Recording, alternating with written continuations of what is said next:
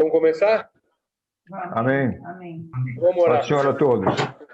Vamos orar primeiro. Deus eterno e todo-poderoso, peço a tua bênção, a tua proteção, o teu amor, o teu cuidado. Antes de mais nada, queremos falar, Senhor, que nós nos rendemos a Ti, a Tua soberania, ao Teu poder, o Teu amor, a Tua graça, o Teu favor. Escuta-nos, Senhor. Limpa-nos, coloca os Teus anjos para que, como Atenas, tire toda a iniquidade que é em nós, para que a gente possa se achegar ao Santo dos Santos e poder fazer com que o Senhor receba esse nosso culto, esse nosso louvor, essa nossa adoração. Misericordiosamente, a gente vem pedir agora para Ti, Senhor, que nenhum de nós fique doente, Pai. Que nenhum de nós tenha que ficar em quarentena, num hospital. Que nenhum de nós tenha que ser entubado, Pai. Livra-nos dessa doença terrível, Senhor. Protege-nos, guarda-nos, cerca-nos com os Teus anjos. Livre e proteja de todo mal e de todo perigo, de toda ação do inimigo. Nós pedimos e Te agradecemos, certos da vitória, no nome de Jesus Cristo, Pai. Amém. Amém. Renato?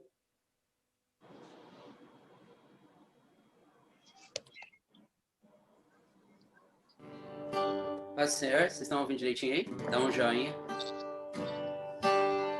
Vamos louvar a Deus, então. Teus olhos revelam que eu nada posso esconder, que não sou nada sem Ti, ó meu Senhor. Tudo Tu sabes de mim, quando sondas meu coração, eis que tudo podes ver dentro de mim. Leva minha vida a uma só verdade, pois quando me sonda, nada posso ocultar.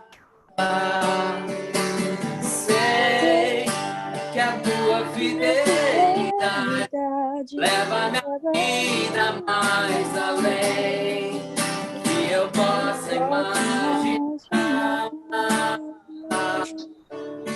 Sei que não posso negar que os Teus olhos sobre mim me enchem da Tua paz. Teus olhos revelam que eu nada posso esconder, que não sou nada sem Ti, ó meu Senhor.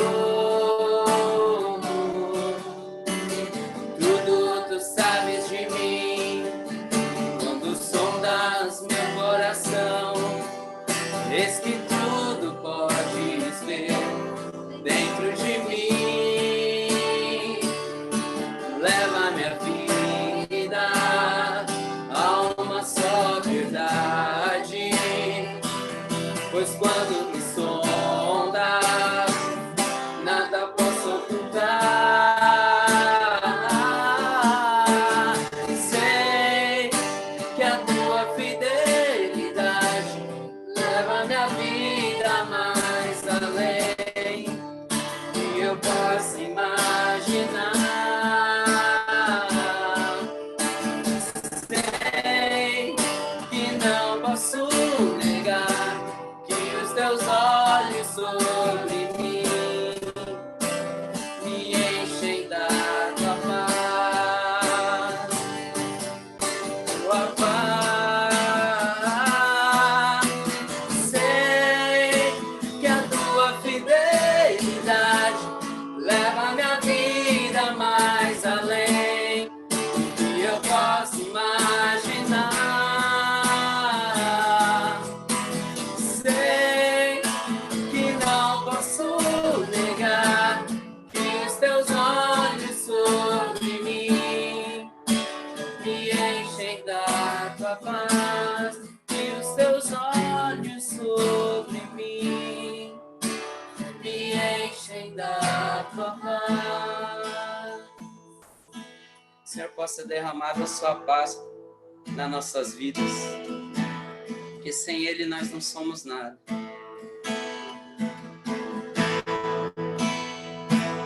Este é meu respirar,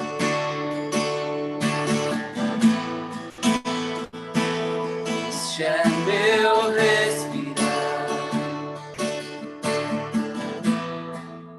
Teu Santo Espírito vivendo em mim.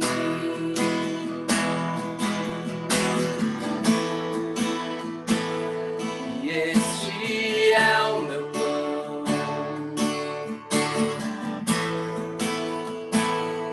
e este é o meu pão. Tua vontade feita em mim, e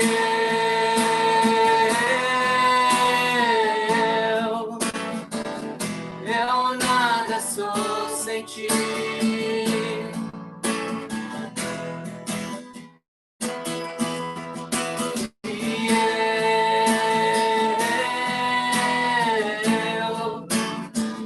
Perdido estou sem ti,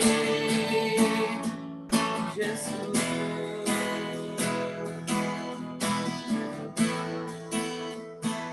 Este é meu respirar, este é meu respirar. Tua vontade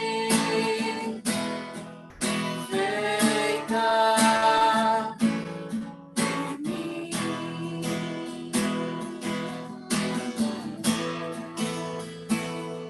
E este é o meu pão,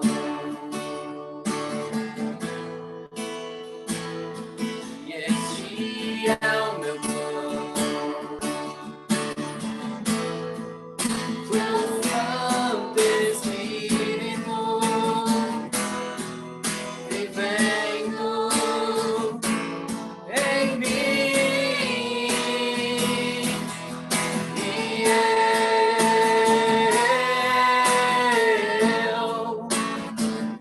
eu nada sou sem ti.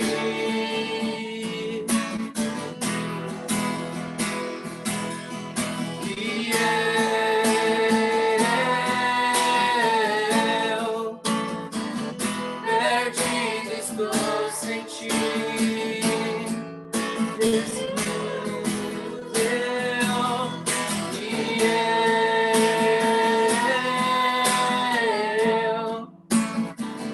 Eu nada sou sem ti.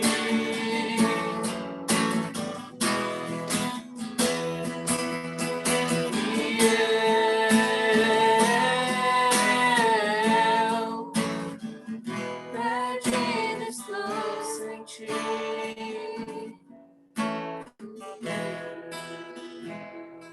Glória a Deus. Pastor? Aqui?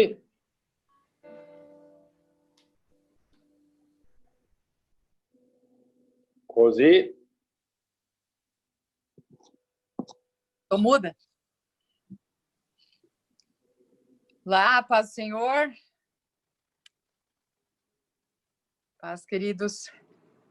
Tô um pouco nervosa porque não tá nada funcionando, mas Deus sabe todas as coisas e quero orar para que Deus acalme meu coração, que tá num meio ligeiro, acelerado. E é ruim falar aqui no celular porque eu não vejo vocês, é ruim porque eu tinha um monte de coisa no computador que não vai nada, mas o Senhor sabe, o Senhor vai cuidar de todas as coisas, amém? Senhor, eu quero te pedir a tua paz.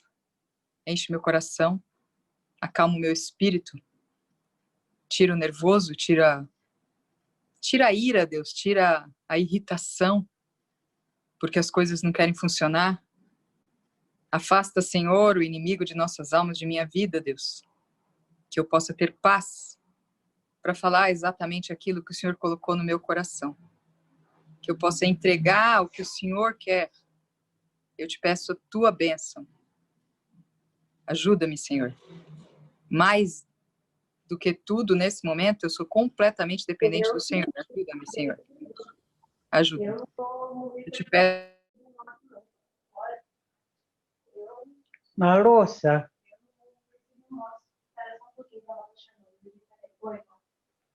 ó, fala depois com o Tá mundo. bom, Dri, Tá? beijo. Te amo. Tá bom, meu amor, te amo. Beijo. Tá bom, eu mando sim. Um beijo. Tchau. Manda beijo para todos. Tchau. Oi, vó. Ah, fala depois com o mundo. Essa é a mulher do pastor. Ontem ele estava. Irmã, Esse é o outro pastor.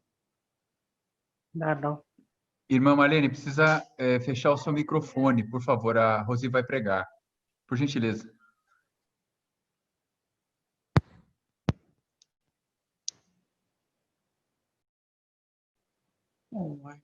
Voltei. Eu tinha caído. Amém. Eu vou pedir para que a gente possa abrir a palavra de Deus no livro de 1 Reis 17.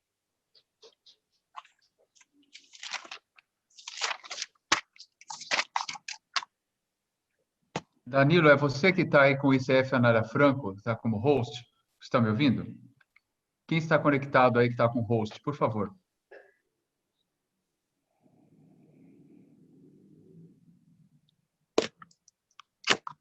Ninguém.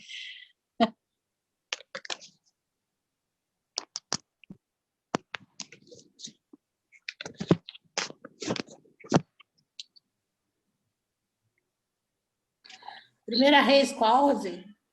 1 Reis 17.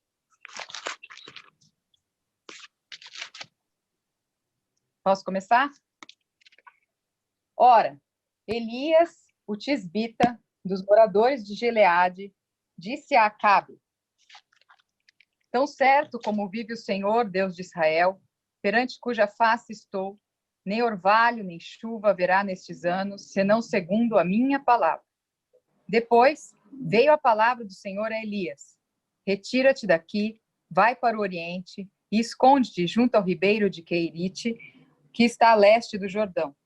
Beberás do ribeiro, e eu ordenei aos corvos que ali te sustentem.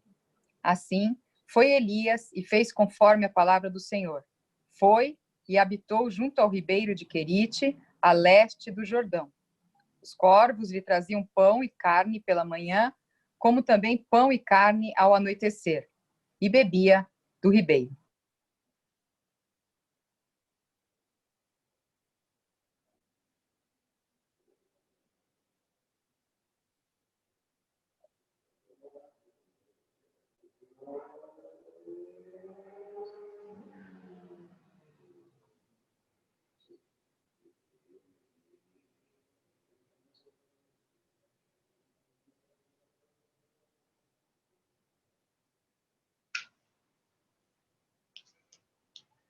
Pastor Edu, vocês não podem ficar no mesmo aparelho?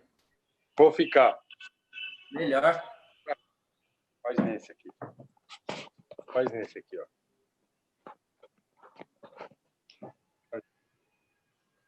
E fecha isso. Sai. E... Vai lá. Pera. Calma.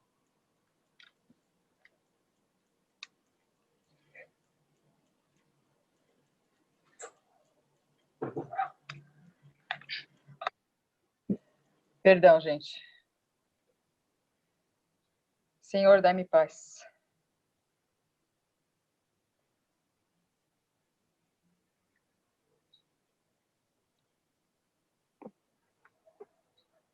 Bom, vocês leram É do capítulo 17, do 1 ao 6. Aonde que travou? Vamos de novo, Rosi, não tem problema. Vai desse começo.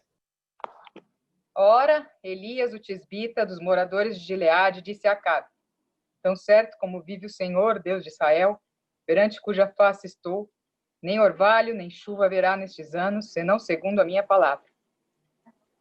Depois veio a palavra do Senhor a Elias: Retira-te daqui, vai para o Oriente, esconde-te junto ao ribeiro de Querite, que está a leste do Jordão. Beberás do ribeiro, e eu ordenei aos corvos que ali te sustentem. Assim, foi Elias e fez conforme a palavra do Senhor. Foi e habitou junto ao ribeiro de Querite, a leste do Jordão. Os corvos lhe traziam pão e carne pela manhã, como também pão e carne ao anoitecer, e bebia do ribeiro. Capítulo 18, versículo 45 e 46. Em pouco tempo, os céus se enegreceram de nuvens e vento, e caiu uma grande chuva. Acabe subiu ao carro e foi para Jezreel. O poder do Senhor veio sobre Elias, e cingindo ele os lombos, correu adiante de Acabe até a entrada de Jezreel. Amém? Bom, primeiro vou fazer uma contextualização. Esse texto do livro de Reis, ele está na época em que os reinos eram divididos. Então, havia o reino de Judá, que era o reino do sul, cuja capital era Jerusalém. Havia o reino de Israel, que era o reino do norte, cuja capital era Samaria. E aí estava uma sucessão de reis e reis maus, e Acabe era um desses que, nesse tempo, rei. Então, esse é um dos personagens do texto que eu li, o rei Acabe. E o rei Acabe é um rei que, segundo o versículo 20 do capítulo 16, ele fala que Acabe fez Acabe, filho de Onri, o que era mal aos olhos do Senhor, mais do que todos os que foram antes dele. Então, esse era um dos personagens da nossa história, era Acabe, um rei que casou com Jezabel, que era princesa dos Sidônios, e essa terra de Sidônios tinha um deus, que era Baal, e ela traz para Jerusalém para Israel, esse deus, e o Acabe constrói altares e começa a adorar esse deus, que era da mulher dele, dessa boazinha Jezabel. Essa mulher traz para essa terra e para esse rei, que começa a fazer também uma perseguição a todos os profetas do Senhor, manda matar todos eles. E é nesse contexto que surge Elias. Elias aparece de repente na Bíblia, e assim, sem uma genealogia, né, não aparece a história da vida dele assim. Ele aparece aí nesse texto, falando somente isso, que ele era tisbita e morador de Gileade, né? Eu tinha os mapas para passar, então, se você puser no Google depois para procurar lá o reino dividido, você vai ver exatamente onde ficava Gileade. A cidade de Tisbe mesmo não é muito bem localizada, mas dá para a gente enxergar o espaço geográfico onde essa história está acontecendo. Esse rei mau, terrível, está lá, e o Elias aparece e entra, invade lá o palácio do rei e fala para ele o que ele disse aí no versículo 1. Né? Ele fala o seguinte: tão certo como vive o Senhor, Deus de Israel, perante cuja face estou, nem orvalho nem chuva haverá nesses anos, senão segundo a minha palavra. Esse Elias, né, era um homem que, quando a gente vai ler o Segundo a Reis, fala que ele ficava vestido de pelos e com os lombos cingidos por um cinto. Era um homem que aparentemente parecia que ficava afastado, mas também no Segundo a Reis a gente vê que quando é a hora que o Senhor vai levar ele para o céu, ele tem contato sim com os jovens profetas. E esses jovens profetas todos estão ali. Ele vai até esse lugar que já havia aquelas escolas de profetas, e então ele não era que ele ficava afastado de todo mundo, não. Ele tinha até uma posição de ser um profeta mais antigo ali. E ele, com toda essa ousadia, ele entra ali naquele lugar e fala o que ele tem que dizer. E aí você vai falar assim, parece até que ele é um pouco metido, né? Ele está naquele tempo que era um tempo ruim, esse Acabe era um rei mau, e ele entra lá e ele fala que ele está profetizando segundo a palavra dele, que não vai chover. E aí eu vou levar vocês até Deuteronômio, porque ele não fala da cabeça dele. Deuteronômio 11, 16 e 17, havia uma regra que dizia o seguinte: cuida para que o vosso coração não se engane, e desviando-se, sirvais a outros deuses e vos prostreis diante deles. Olha o que a palavra de Deus dizia. Então, a ira do Senhor se acenderá contra vós, e ele fechará os céus para que não haja chuva, e a terra não dê o seu fruto, e cedo desaparecereis da boa terra que o Senhor vos dá. Então, na realidade, ele vê a toda aquela iniquidade, né, Elias, e ele faz contra aquela terra, que é Israel, a palavra segundo o Deuteronômio, né? Ele fala que não vai chover segundo a palavra dele, mas ele está apoiado na palavra de Deus, no que havia da lei, né? E essa época ele fala isso e não chove por 3 anos, né? O texto fala a respeito, a gente pode imaginar a cena, né? Ele entrando lá e falando para esse rei mau que não vai chover. E que não vai chover porque eles estão em pecado, né? Imagina que esse rei era casado com a Jezabel, imagina você lá dentro daquela sala e falando o que você tem que falar para uma pessoa que manda matar. A gente consegue sentir assim, se você ficar pensando na situação, quando você tem que dar uma notícia, uma bronca em alguém, né? E uma palavra dura, assim, a gente sente até o ar ficar pesado, né? Quando a gente está numa situação tensa. E diante disso, né? Ele podia ser morto. E o que Deus fala para ele fazer? Depois veio a palavra do Senhor, Elias: retira-te daqui, vai para o Oriente, esconde-te junto ao ribeiro de Querite, que está a leste do Jordão. Deus manda ele fugir. Deus manda ele fugir. Eu fiquei pensando assim, incrível, né? A gente pensa assim, que está com Deus, a gente tem que ser valente, corajoso, tal. E nem sempre Deus manda a gente encarar nada. Às vezes, Deus não fala para a gente ir lá, vamos todos para a rua, vamos fazer isso, vamos fazer aquilo, né? Vamos desafiar, né? Afinal de contas, estamos apoiados, somos dele. Não. Às vezes, Deus pede uma retirada estratégica. E é o que ele faz nessa situação. Há muita história a respeito de Elias, muitos momentos da vida dele, né, que a gente pode falar a respeito. E, para mim, é simplesmente um homem que, sim, era profeta, mas um homem comum. Um homem que teve dias corajosos, valentes, como esse, e que teve dias não tão bons. Eu não vou entrar no resto da história dele, eu vou ficar por aqui mesmo. Mas a gente pode até fazer uma segunda parte depois, mas ele era um homem comum. Um homem que tinha sentimentos humanos. E que nesse momento aí ele estava valente. E quando Deus manda ele fugir para essa retirada estratégica, veio ao meu coração que Deus, nesse momento, atraiu ele para um tempo de isolamento e silêncio. Elias bebeu do riacho, a sua comida vinha do céu, literalmente, os corvos que traziam, no verso 6. Os corvos lhe traziam pão e carne pela manhã, como também pão e carne ao anoitecer, e bebia do ribeiro. Depois a história segue, o inimigo continua apertando, né? Porque a história do inimigo de Deus, ela se manifesta de forma em todo o tempo, e o ribeiro seca, porque para de chover, né? Então, ele teoricamente não teria água, e Deus dá um escape para ele. Ele vai se abrigar na casa da viúva, que também é uma outra parte da história dele. Mas a gente pode ver que há uma verdade absoluta nisso.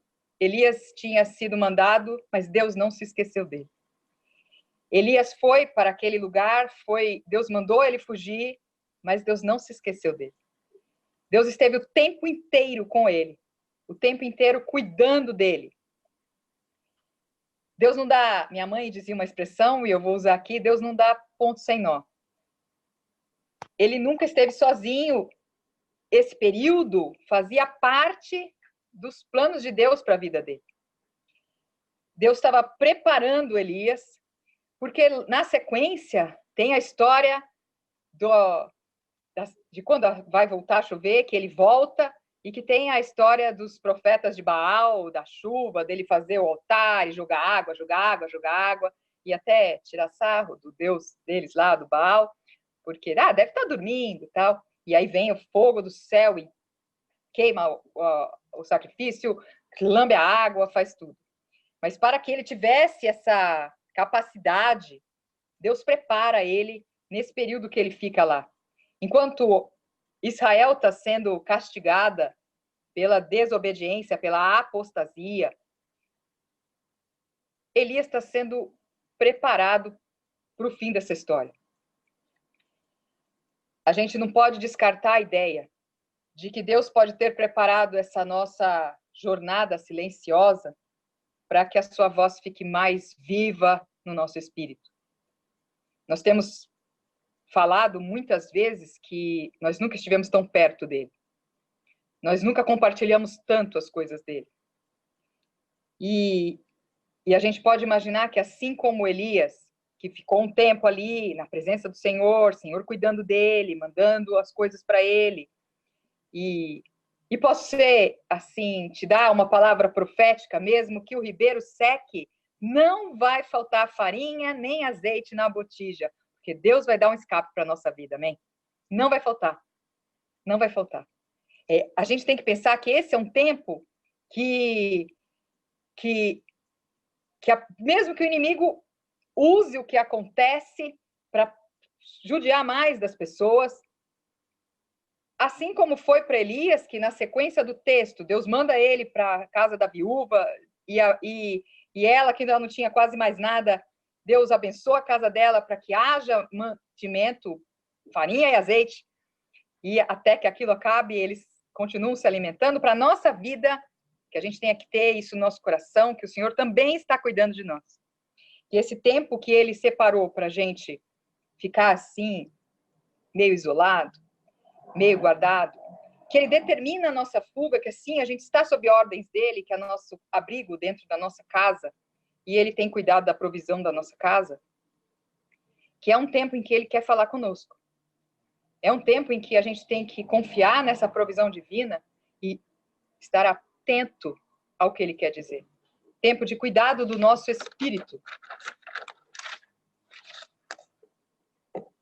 Aí nós vamos lá para o verso 45 e 46, para a gente encerrar o que eu queria dizer para vocês. A gente vê que o Senhor prepara Elias para um momento. E como eu falei, eu não ia falar da história que a gente mais conhece, que a gente mais presta atenção, que é a história dos profetas de Baal, e depois a gente pula e vai para a fuga dele, para o medo que ele sente de Jezabel quando Jezabel ameaça. E eu vou falar para você, é para a gente se identificar porque ele é um homem comum. Os sentimentos dele, sentimentos de gente comum como a gente. Um dia corajoso, um dia mais abatido. E só que a gente tem que pegar aí os cuidados do Senhor na vida dele, como Deus cuida da vida dele, e trazer para a nossa realidade, falar assim, Deus também cuida de mim. E assim como não faltou para ele, não vai faltar para mim, é essa minha confiança. Essa é a palavra profética para nós mesmos. Não vai faltar. Não vai faltar azeite, não vai faltar farinha. Não vai faltar o sustento da nossa vida. Comida e espírito. Farinha e azeite. Quando a gente chega lá no versículo 45 e 46, depois de tudo isso, me fez lembrar quando a gente começou a Anália e a gente ia na creche e a gente pintava aquela creche, cuidava daquela creche com amor, oferecendo o que a gente tinha. Nós éramos muito menores, nós não tínhamos os recursos que a gente tem hoje, mas a gente oferecia tudo que a gente tinha para aquele lugar E um dia nós saímos de lá e quando nós chegamos na igreja, a Luciene falou uma coisa assim, sabe o que eu senti? Eu senti que o Senhor sorria para a gente.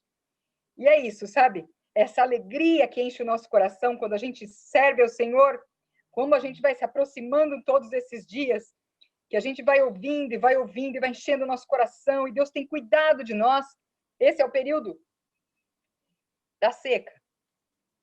Mas Deus está cuidando da gente. E no fim, Deus dá uma força, porque vai acontecer uma coisa grandiosa, porque Ele vai nos munir e vai nos aproximar mais dEle. É impossível não sair com a face brilhando quanto mais a gente se aproxima dEle. É impossível a gente não ficar modificado com todo esse tempo que a gente tem dedicado a ouvir, a ficar mais tempo, a estar junto, a compartilhar a palavra. É impossível não acontecer nada. Impossível. Deus não dá ponto sem nó. Ele vai fazer alguma coisa. No fim dessa história, nós vamos ver a mudança na nossa igreja. Nós vamos ver a mudança na nossa vida. Nós vamos ver a mudança na nossa casa. Nós vamos ver. Alguma coisa grande, espiritual, Deus vai fazer. E aí, quer ver essa alegria motivadora do Elias? Vai lá no verso 45. Em pouco tempo, os céus se enegreceram de nuvens e vento e caiu uma grande chuva. Vamos imaginar de novo. Eles estavam lá no Monte Carmelo, né? Eles estavam lá no Monte Carmelo.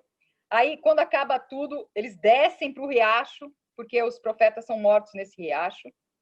Aí o Elias fala para Acabe, sobe, vai para sua casa, porque vai chover. Né? E ele vai de carro. E o Elias vai correndo. Aí eu fui ver a distância entre um lugar e outro, porque ele diz que ele passa o carro do Acabe.